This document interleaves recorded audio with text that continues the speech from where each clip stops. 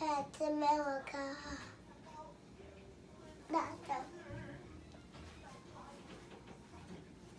America.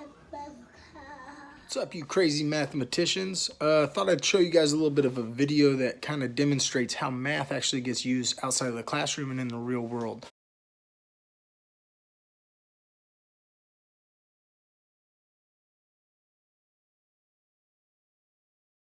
One of the things that came into play when building this was what size am I going to make this flag? So if you want to take a peek real quick, this is what we're working with right now.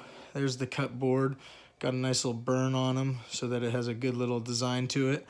And the next thing I will be doing is putting the Union stencil up in the corner and painting my stripes. Okay, so I wanted my flag to be as accurate as possible. And what that meant is that I wanted to make sure my dimensions were true to what a typical flag that we see is going to be. Now, first thing I did, like you would with any math problem, is I thought about what do I already know? Well, I know there's 50 stars, I know there's 13 stripes, I know it's red, I know it's white, I know it's blue, but I really didn't know much about the dimensions, so I did have to look that up. And what I found online is that a 2.37 foot, what they call the hoist, is this distance, and then the fly would have to be 4.5 feet in length. Now these two numbers, they give me a lot to work with, because if I take 4.5 and I divide that by 2.37, I'm going to end up getting a ratio of 1.8987. Now I can use this number, this is key in me figuring out what the dimensions of my flag are going to be. Now I stopped, I thought about what type of lumber am I going to use. So I wanted a piece of lumber that I could just buy and cut into multiple strips and then use as each one of my lines, which there's going to be 13 of those going up. And what I purchased was 1x2s. All right, now the interesting thing about 1x2s is they're actually 1.5 inches in width. So I took 1.5, I multiplied that by 13 to get 19.5. So I now know what the hoist of my flag is going to be. It's going to be 19.5 inches tall, or hoist is what they call it. Okay, so now knowing that number here, I can multiply it by this ratio that we found from the two given dimensions of a typical flag that you would see, and I can find exactly what this length, or what they call the fly, should be for my flag. Because I wanted it to be an accurate flag, so I did this the right way, and it really didn't take all that much math to get there.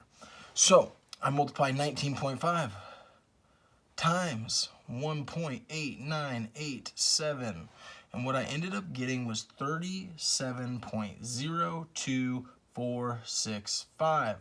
Okay, now this kind of was frustrating because I'm pretty good at cutting, but there is no way that I am going to actually measure this out and make that accurate of a cut.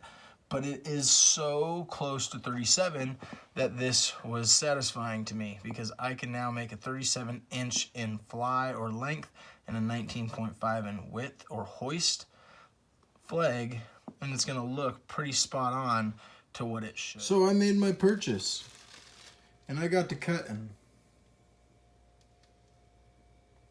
And that's exactly what I did, and if you ask me, I think it turned out all right.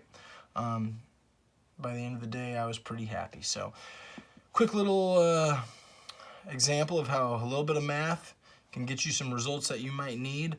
And to be that honest, it wasn't that hard at all to do. It's just you got to know how to calculate some things and how numbers work.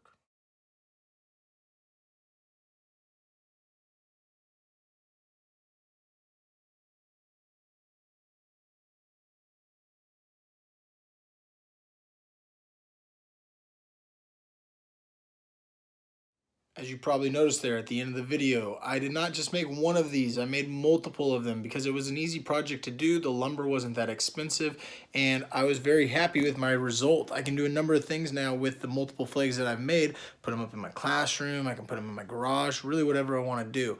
And the reason I think it turned out so well is because I used math. That's right, I used math. I didn't just freehand some rectangle. I made it perfect, exactly the way it should be, so it turned out nice and pristine. Okay, so think about using math in your life because it is one of the most helpful tools that you ever can, and the world is your oyster. All right, I'll see you all back in the classroom. Have a wonderful break.